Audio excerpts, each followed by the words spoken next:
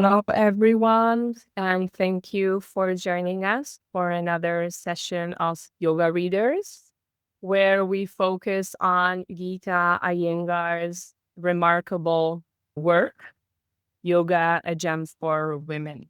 And we've been reading this book, some of you rereading this book since April. And now we have reached what I call Unit 5. We could not go chapter by chapter and then meet every 2 weeks because that would take too long. It's such a rich book. I've divided the book into different reading units, and we have finished the first parts, including standing postures. And today we will focus on the parts where Geeta Iyengar deals with seated postures, inversions, and abdominal. So we have these three parts to discuss today. For those of you joining us for the first time, Yoga Readers is an international global yogi community that is interested in reading about yoga and not just practicing yoga, but combining the two. On last Sunday, we had a workshop, an experimental workshop, where we practiced 5 standing postures by the instructions in Light on Yoga by Guruji, by Geeta Iyengar, and then the same 5 postures with instructions from Gems for Women by Geeta Iyengar in order to compare the two, and we call it Two Voices, One Path. The recording is still available if you're interested in trying it out. And I've also created a worksheet in which we can further contemplate about the difference in the words, in the instructions, how to use modifications and props and so on. And I'm thinking about having another workshop like that, perhaps about seated postures, perhaps a mix of taking several postures from different families and having a mini practice where the focus is not the yoga practice. You already have that in different formats, but the focus is on comparing between the two books. Now we are delving into a yoga jam for women, but we always hear the echoing of Light on Yoga by her father. So that's an idea. That's something that we can discuss. For those of you who don't know me, my name is Agi Wittich. I have a PhD. I'm an Iyengar yoga practitioner and teacher. I'm currently at Jerusalem. And in today's session, I'm talking from both an academic point of view and a teacher's point of view and a practitioner's point of view.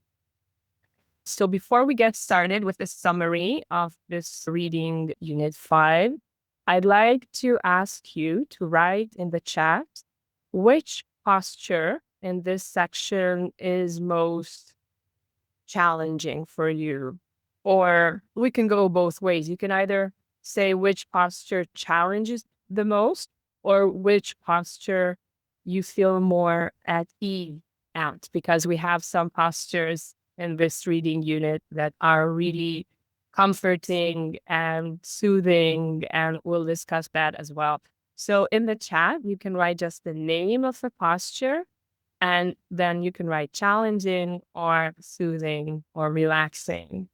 And that could be an interesting starting point. Okay, so any of you had problems with the website of Yoga Readers, you can let me know through the WhatsApp or Facebook Messenger, and I can help you out, or even through email. I'm always available through these channels. So which posture do you find challenging or soothing, comforting? I mean, Padmasana is there, and the inversions are there, and the abdominals are there. I don't think it can get any easier to find the challenging posture. Okay, you can think about it. Okay. So let's get to the summary then. So in this reading unit, Geeta lays the groundwork for pranayama, for the work that prepares us for meditation. So first we have concentration, dharana, and then perhaps dhyana, meditation. And she moves from the postures that are said to be for beginners to postures that are fundamental and very important, but they are not considered beginners postures, at least not all of them. And this is the first step, let's say, of moving inwards. Now, it's not that standing postures are not a tool for meditation, because of course they are, but seated postures and inversions have their unique qualities of changing our mindset and moving our attention inwards in a different way than standing postures. So here she talks about postures that help us to transition from an external to more of an internal practice. And these postures are said to be like vehicles for psychological and spiritual development. So Geeta introduces sitting postures like Sidhasana and Padmasana alongside seated postures that become supine, like Subtakonasana and Matsyasana. And she explicitly connects these asanas to spiritual growth. She notes that they prepare the body and the mind for pranayama, which leads one further in one's spiritual life. This is the quote. And this framing elevates these postures from what one would think of as physical exercise to like a sacred technology of how to move inward. She, like before, interweaves philosophical explanations with technical instructions. She cites the Hatha Yoga Pradipika, especially when she refers to Sidhasana as a posture that is said to purify 72,000 nadis in the body and helps us to conquer the self, our higher self. And her detailed instructions for each posture reveal her attention to subtleties, not just physical alignment, but also energetic and the mental effects of each posture. She explained how specific postures prepare our chest for pranayama, how they extend the spine, which is very important for meditation, and how they establish direct connection between the physical practice and our more spiritual path. Then she moves into discussing inversions, which she frames as very important, though they are difficult to perform. And I will compare to light and yoga as time permits. She gives more instructions that help these postures become more accessible. So she said repeatedly, if this cannot be done, do this. In order to reach an inversion, there are several ways how to enter the posture. There are props that can help us and so on.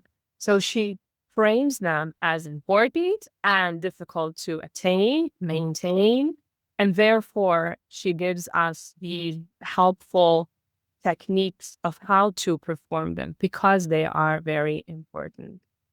So she compares Shia Shasana and Sarvangasana to like parents that help us and guide us and make our lives a success. So we cannot live without our parents. When we start our steps in yoga, we need them and they nourish us as we grow into the practice. And then, of course, they keep on nourishing us and we respect them more. And this idea of certain postures being our family and taking care of us is a wonderful idea that we will discuss. This framing emphasizes their impact beyond the physical health realm, like this is mental as well. And her progressive approach to teaching headstand, she has 3 distinct techniques and multiple adaptation options. This demonstrates her brilliant way of teaching postures and also her commitment to make these practices accessible to all, but I have to say to all women, because she refers to women that are overweight, but also to women who have large chests, and that we cannot say about men. Then she goes on to talk about abdominal work, which is also very important, especially for women with certain health conditions. And she talks about the benefits of all these postures for menstrual disorders, hormonal balance, and also for emotional stability. So she touches on menstruation and menopause more than she does pregnancy here. And now we can just move into our close reading. Before that, I want to look at the chat and see your answers.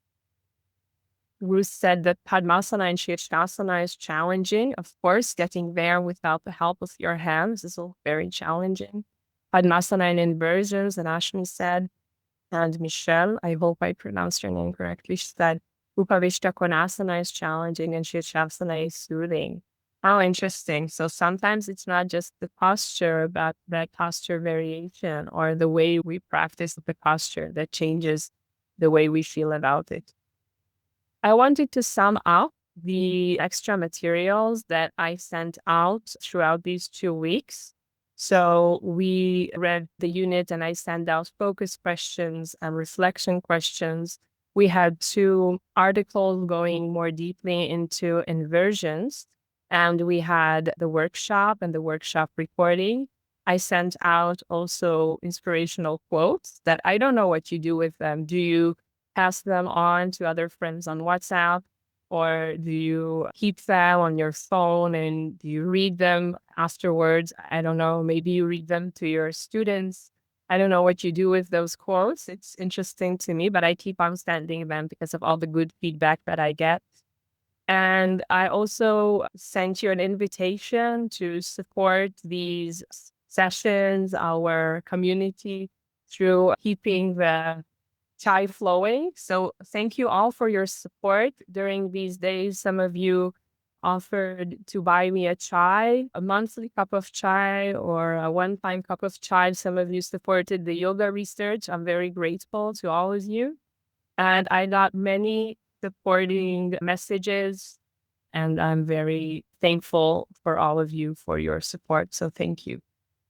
Okay.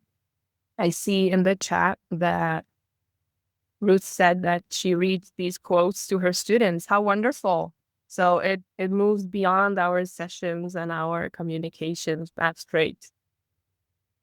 So now we come to our close reading. And since we have 3 subjects to deal with, I think 2 ones are minor, and then we have a huge section in the middle. We'll go and read about seated postures, about how they prepare our bodies for pranayama and meditation, and then their effects. And then I'll slowly sum up the instructions that Geeta Iyengar gives. She has her special way with words, and we'll just start reading. For those of you joining us for the first time, what we usually do in this session is that whoever wants can read out. It's from page 164. You can read out the parts that are marked in yellow. And if you won't, then I'll do it. The asanas described in this section prepare the body and the mind, which leads one further in one's spiritual life.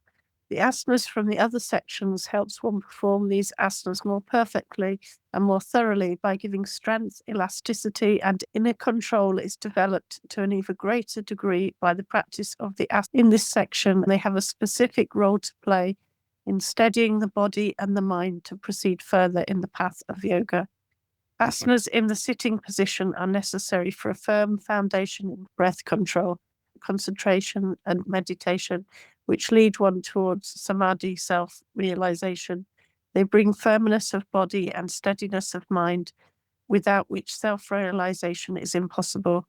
Asanas in the supine position bring a soothing sensation to the body and help one recover lost energy in breath control, concentration, and meditation. All 3 are easy to perform and are helpful in keeping the limbs loose and relaxed. The body is still, the mind is calm, alert, and observant, and therefore fit for concentration and meditation. Padmasana is a cross-legged, bring firmness and help the upward extension of the spine. Padmasana and Sidhasana are considered sacred. From the physical point of view alone, these postures are extremely helpful in ruminating these joints and improve circulation in the pelvic region. They relieve pain in the small of the back. One can read or knit in this position. That made me laugh. The asanas which now follow variations of Padmasana and Virasana. Thank you. It is funny that you suggest that we can knit in this posture. We can do many things in the seated postures. And that's something to note because we tend to think of our yoga practice as something that consumes us in a good way. We have to disconnect from whatever daily jobs that we need to do, whatever tasks we have. We have to be secluded in a room, possibly close the door, and be consumed by our practice. And she says, you can sit and knit, which means that you can practice yoga while you're doing other things. You can read a book and still be in a yoga posture. And here she mixes the daily tasks with our practice. Sometimes it is understood to be less serious because your mind is not set on the posture, but that is something to note. What Geeta told me in an interview is that her mother used to practice with the children. She was constantly with them. It wasn't possible for her to tell her children, okay, now I'm going for a 90-minute practice. Let me be. She used to practice with them during cooking, during the onions. Then I asked her, what can she do when she's with her children? And she said, anything you can do while your eyes are open and you're looking at your children. So I would say mainly seated postures. You can't go into Urdhva Dhanurasana while you need to attend to your children. So a lot of seated postures, and that's something that Geeta saw, that you can practice yoga while you are doing other things, which is wonderful and very healthy for our joints and spine as well, I have to add. Okay. Do you want to say anything about that? I have one more remark, historical, but do you have anything to ask or add about this bit that we read? Okay, she says Padmasana and Sidhasana are both sacred, are considered sacred. And my question as a scholar would be considered by whom? Now, the answer is very clear by the Hatha Yogic texts, by the texts that we have that talk about yoga. And there is a huge debate in these texts between which posture is the best for meditation. And some would swear it is Sidhasana. That's the best posture. Siddha means perfect. So that's the perfect posture. And others say, no, Padmasana. And those who say Sidhasana are wrong. Padmasana is the best.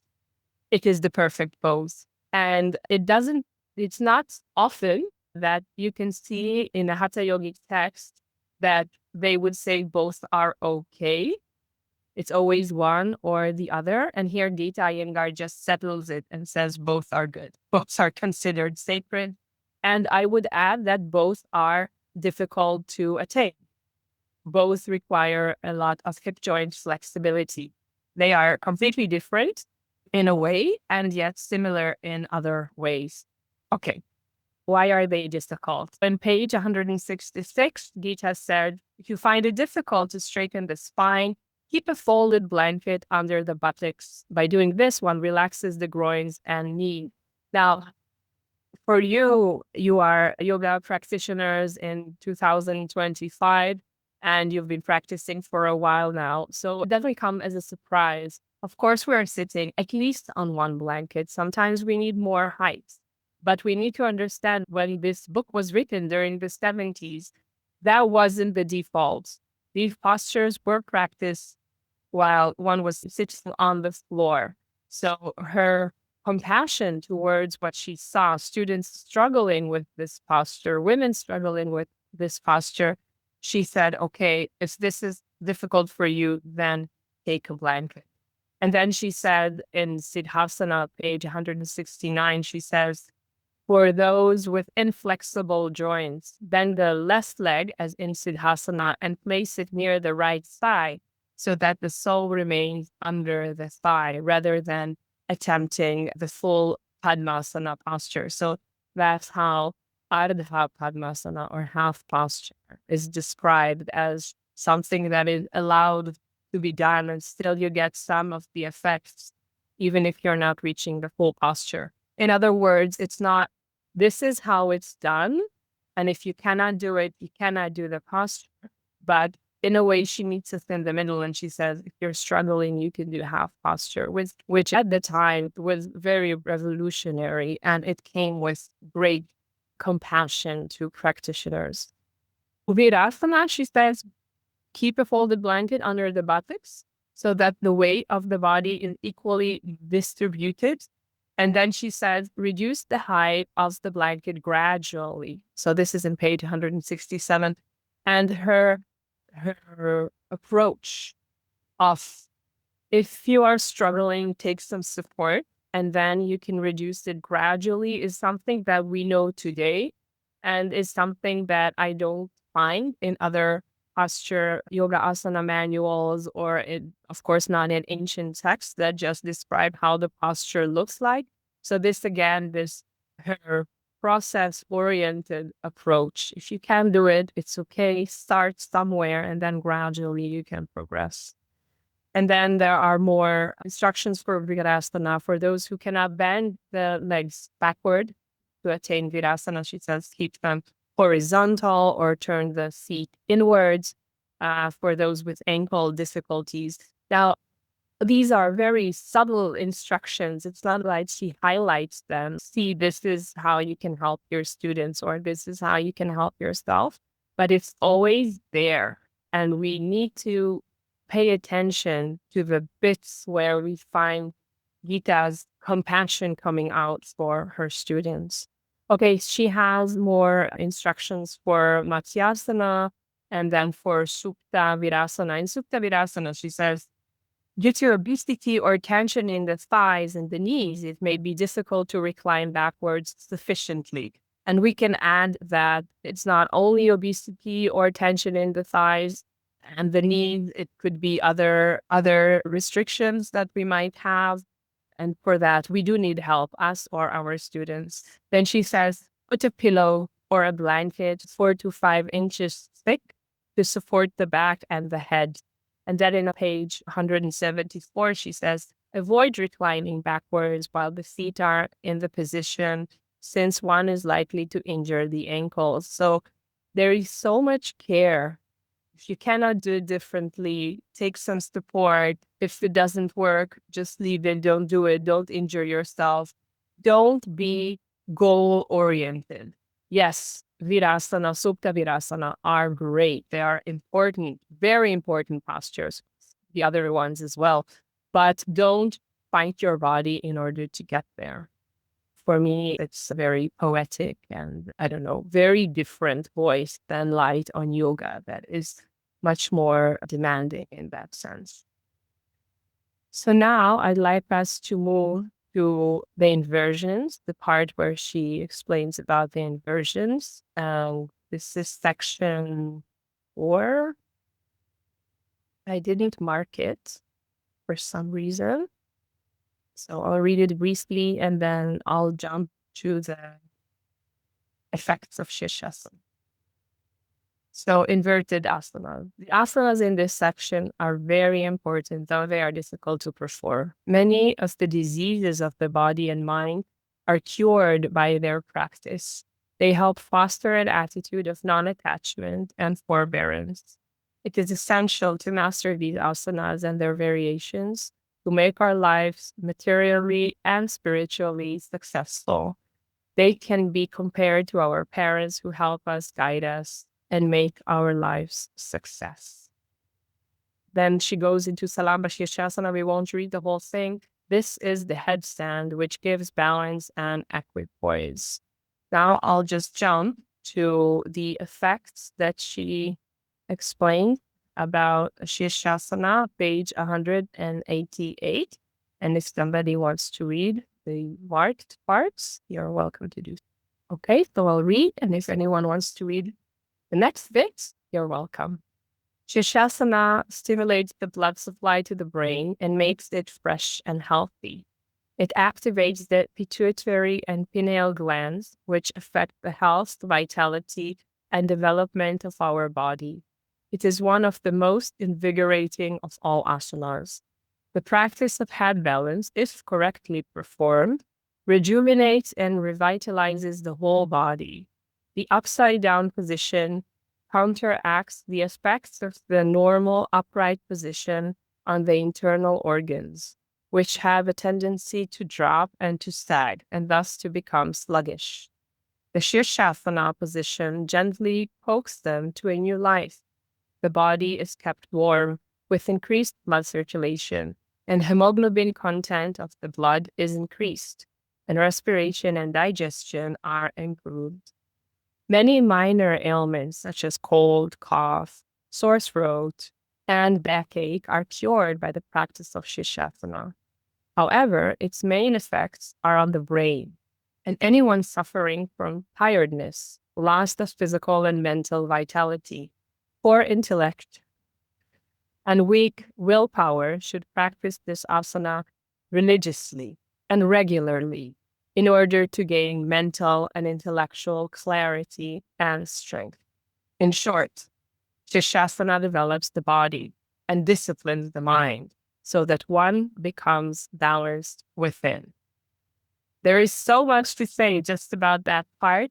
I'll say two things. One, I'm very curious about the hormonal effects. So I researched it and I wrote like an 8-paper long mini article that I published on my website about, are there really hormonal changes when we practice inversions? The short answer is yes, but it's very interesting to understand what the research has to say about these postures. And I don't know if this is a claim that you share with your students, but if you want to be more educated about the science that is behind it, you're welcome to read this paper that I wrote. The second thing is that she says that this helps with tiredness. And I remember as a beginner, Shashasana is not the first posture that you practice normally in let's say, typically in an Iyengar yoga class. There is a very big preparation for it. Sometimes it comes at the last third of the class. And as a beginner, I used to say to my teacher, I'm too tired to practice Shashasana.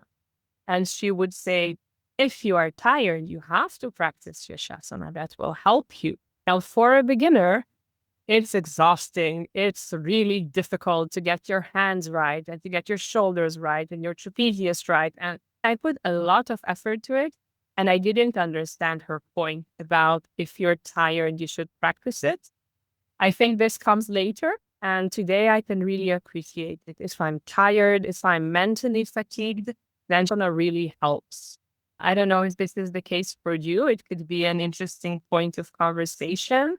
Is Shashasana something that makes you tired or something that rejuvenates you? We can discuss that perhaps in our discussion section. The third thing is that she says that Shashasana purifies the blood. And this echoes a claim, an ancient claim by Hatha Yogic texts about how inversions are an elixir of life. How, when we invert our body, we preserve the energy that is in the body so it doesn't leak out or it doesn't leak to the Agni, to our inner fire and burns out. And that's a very interesting claim. Her claim is also based on Ayurveda about purifying the blood. And it's another echoing of ancient texts that is very interesting to me. I looked into that as well. I wrote an academic peer-reviewed paper about yoga and immortality, about our wish to have eternal life and what it means about yoga. But that's best for another session, perhaps. Yes, I can send the link to the paper, of course. Okay, so that's about Shasana, and she gives many techniques. Did you look into the techniques that she gives about Shasana? There are 3. She calls them A, B, and C. A is the beginner method with the wall support in the corner. Do you know this method? Have you been taught this method? Do you teach this method to practice it in the corner? I really like it.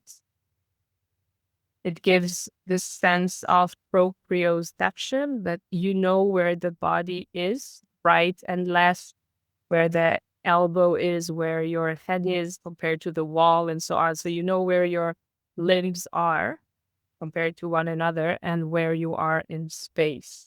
So that's technique A. Technique B is she calls it an intermediate method. That's on page 184.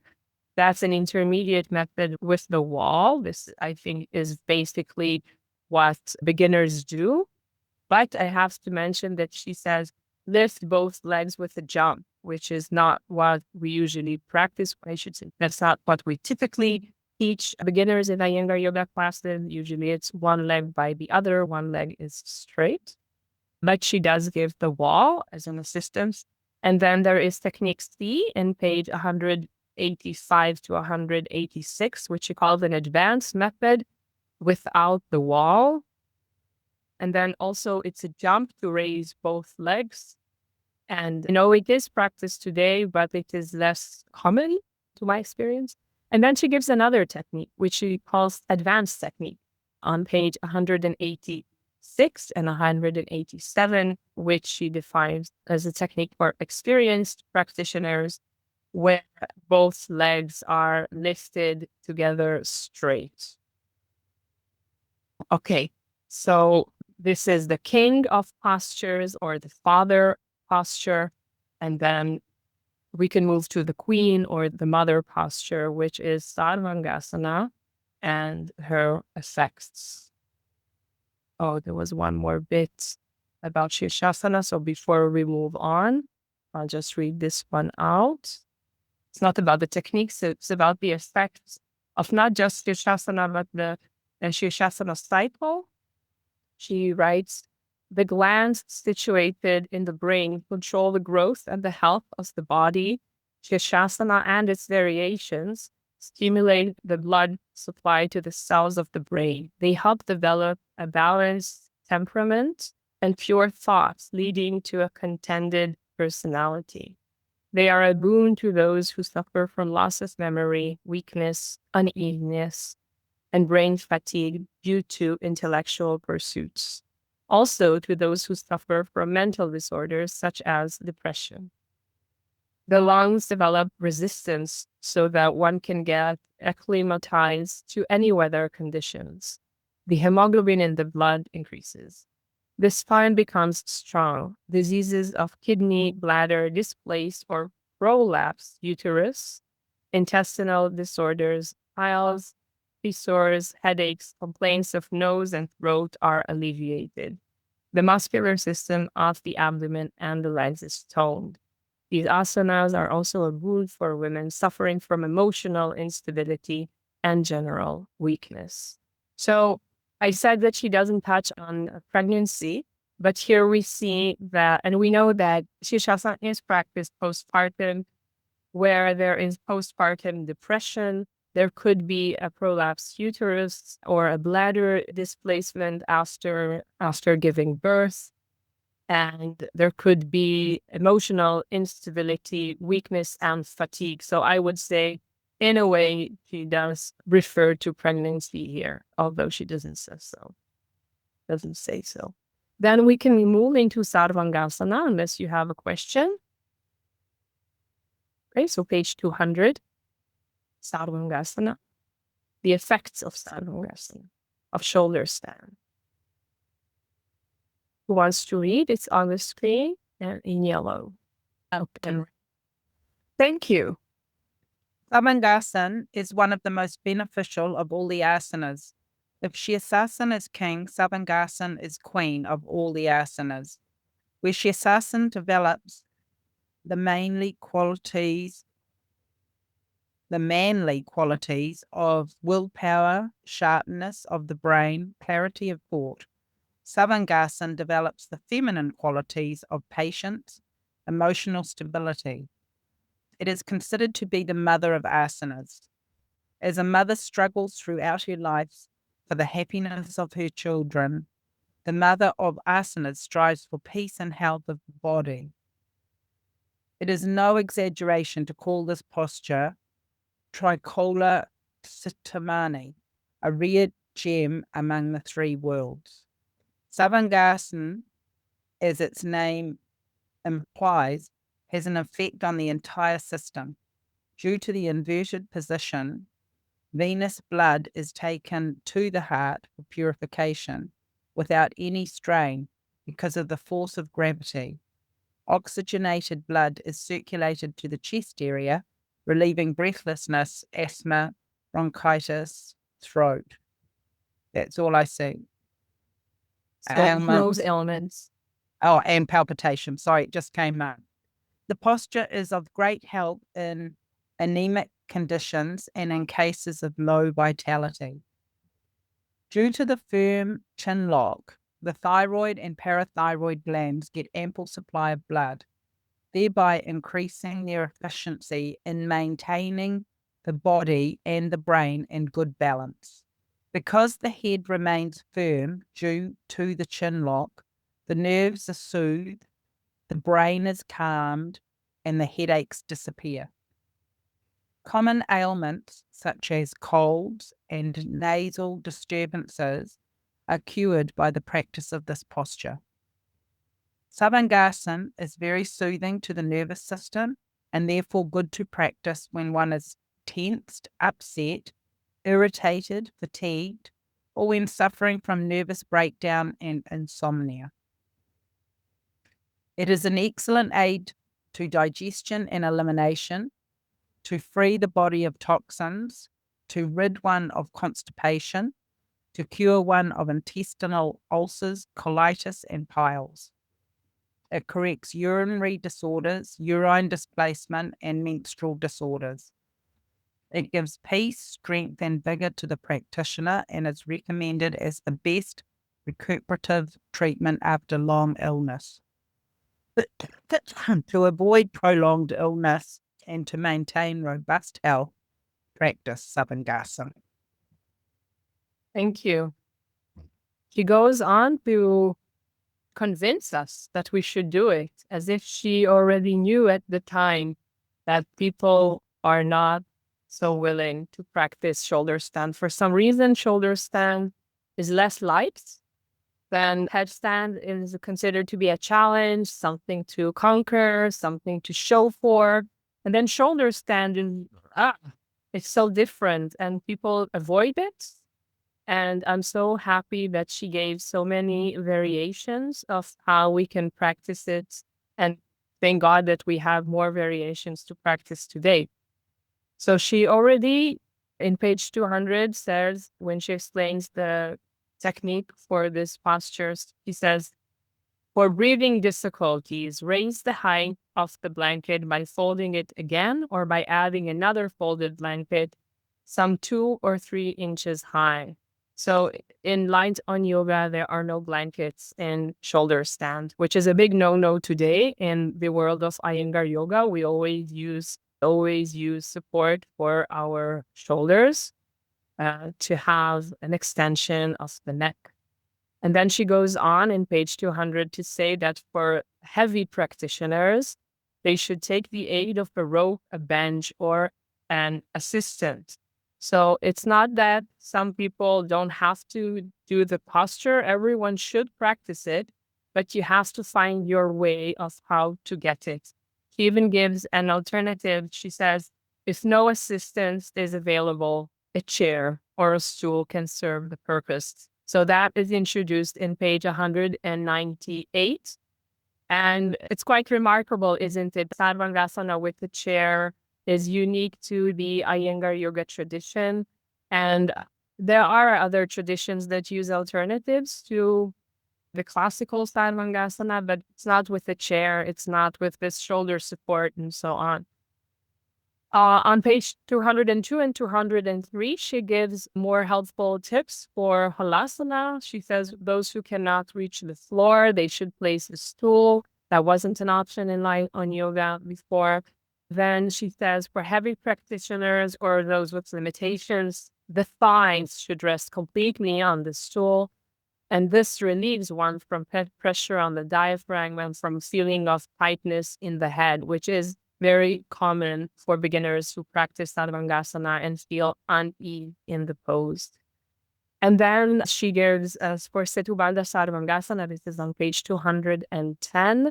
She says those who are overweight or who suffer from headaches and intestinal disorders should first master the easy techniques for Setubandha Sarvangasana. So she gives different techniques for that posture as well. But I won't go into it because I see our time is almost up for close reading. So just to sum it up, and we won't read the benefits of the Sarvangasana cycle, but I will let you know that it's on page 215 and 216. She speaks about how Sarvangasana and its variations, or the Sarvangasana cycle, is useful for developing a healthy mind. It's good for the nervous system, for hypertension, for nervous breakdowns, as she calls it, but also for insomnia. She says that these postures are a boon for combating the stresses and strains of our daily life, as this pose also gives vitality and self-confidence. She talks about the endocrine glands, the thyroid and the parathyroid gland that are regulated by these postures. These postures are said to be good for stomach aches, diarrhea, intestinal disorders, and ulcers.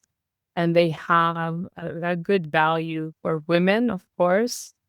And she says Sarvangasana stimulates the life force and helps one to recover vitality. And she finishes on page 216. She says, a longer stay in these postures intensifies their beneficial effects. So it's not enough to just go into the posture, be there for 6 breaths and come out. And we know this from our Iyengar yoga practice that Sarvangasana slowly is built up into 5 minutes. And if you're a more seasoned practitioner, experienced practitioner, it can go up to 10 minutes. And then if you're adding the variations to it and the Havasana cycle, you can be half an hour in the shoulder stand with its variations. And these are, it has a tremendous effect from my own experience. I can speak. And she says, Geeta, on page 216, all these asanas are a boon to women and should on no account be missed. So again and again, she says how they are very important. So because of time limitations, I think we have to skip the abdominal postures.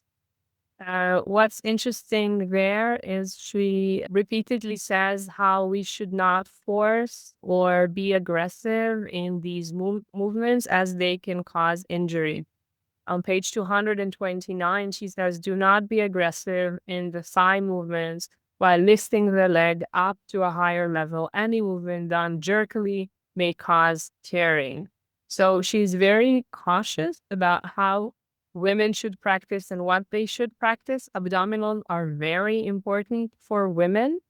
I'll just show you. It's on page section 5, page 217. I'll read it briefly. We won't read the whole thing. But she does say that if the abdominal muscles and the muscles of the lumbar are weak, the asanas given in this section are too intensive to be attempted immediately. The muscles should first be toned and strengthened by the foregoing practice, and then section 5 can be commenced. So these are not postures for beginners. Before attempting these, the standing postures, forward bends, and seated postures should be grounded, let's say. They should be attained in order to go into the abdominal work. And then she says that women suffering from serious menstrual disorders, displacement of the uterus, and leukorrhea must avoid these asanas, which is important. I think I had 2 friends that did not practice abdominals for half a year or 1 year until their menstrual disorders completely disappeared. That was a very clear instruction from their teachers. They were very cautious about the abdominal region and were not practicing abdominals. However, these postures are said to reduce fat, and for this reason, one may be tempted to practice them, but they are harmful for these particular conditions. So sometimes women are very happy to practice abdominals because they do reduce fat around the waist and the thighs, but Geeta is very cautious about it. Okay. And then she said if obesity is the result of hormonal imbalance in the glands, the asanas in the first two sections are, as well as those from section 4, should be well mastered. So again, these are forward bends and inversions and not going into abdominal work. Okay, now I prepared a bit about postures, these postures' effects on women's issues. I highlighted what she says that helps menstrual disorders and menopause.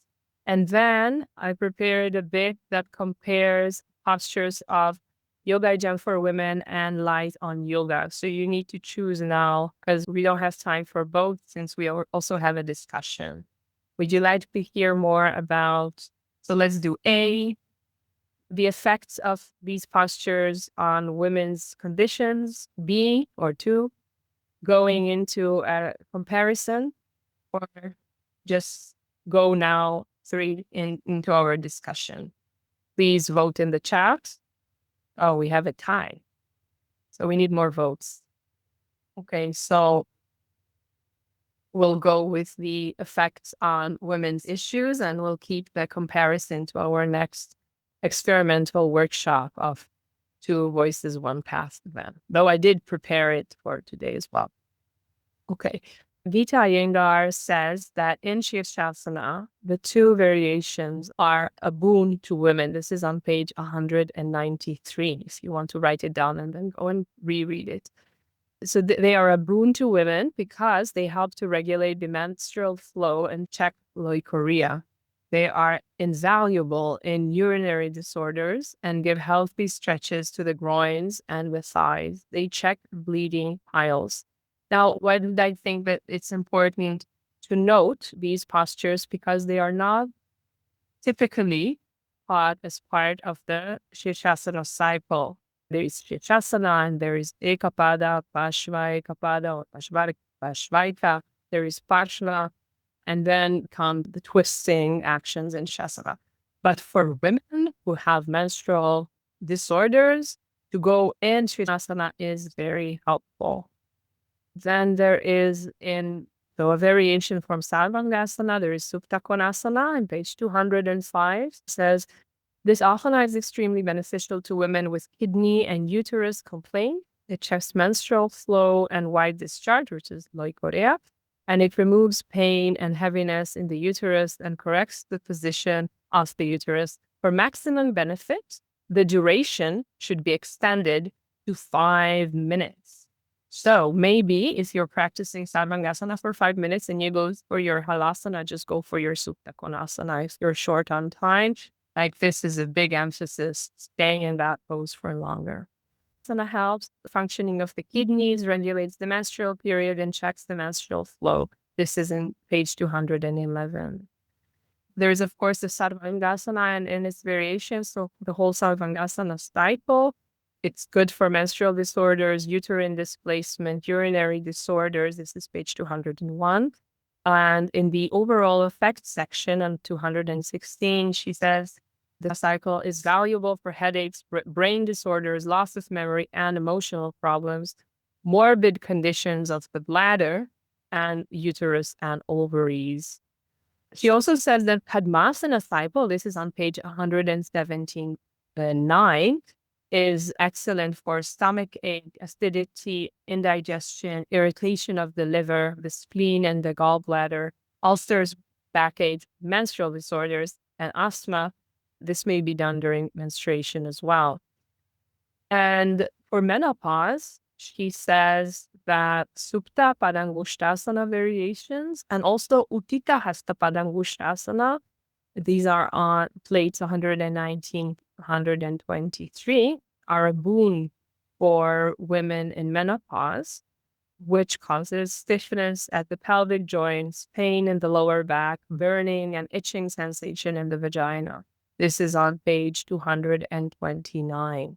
And she also states that Setubandha Sarvangasana is very beneficial for menopause, page 209. She says it's curative in conditions such as inferiority complex, unsteady mental conditions in menopause, and high blood pressure. So we can read Gem for Women from many angles. And if you just take the women-oriented angle, you can get like these lists of this is good for this is good for that. That's what I did in my PhD research. I looked for these dissections of the book, what is used for what is sent to cure what. In our last session, I took overweight or heavy people as a way to look into what Geeta gives and how she gave them ways to practice that we use today, not just for beginners, but basically everyone takes a blind fit under the buttocks and does a gradual work and so on. Okay. So now we got to the discussion. I'll stop the recording now, and we will resume the recording for our conclusion section, in which I'll tell you what our next reading is about. So thank you for the discussion, and thank you for sharing from your own experience. Inversions are difficult for beginners, and that's why we have so many modifications, and that's why these postures are taught very gradually, and it takes time. We have to be patient with them. Our next reading is about twisting postures, and it's a yoga kurunta. And I lost it for a moment. I did say that I'm not focused enough today. So our next reading is about twists, back bends, and yoga kurunta, which is rope work. And I'll send you the reading schedule through WhatsApp and Facebook, and more inspirational quotes and more articles that are like a deep dive or focus on a certain subject. Usually it's a posture or the narrative behind the postures. And I'll keep on sending inspirational quotes, focus questions, and reflection questions. And I wanted to say today is June 22nd. So yesterday we had the International Yoga Day. I hope you celebrated it. I celebrated it as every day that I celebrate yoga through practicing and teaching.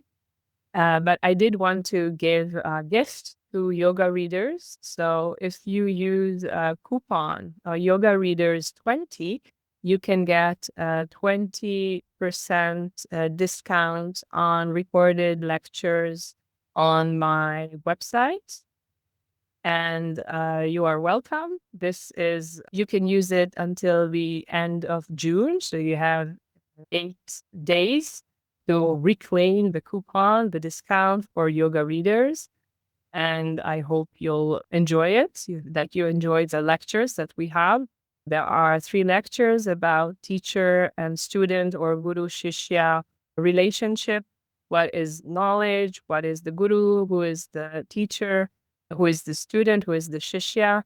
There is 1 lecture about yoga and women's life cycles. There is 1 lecture about the Samkhya yoga philosophy, and 1 lecture about the yoginis, the women who practiced yoga in ancient Indian narratives, which I find quite inspiring. I am here available for all of you for follow-up questions, for thoughts and ideas regarding the reading. You can get in touch through Facebook, WhatsApp, and you can email me.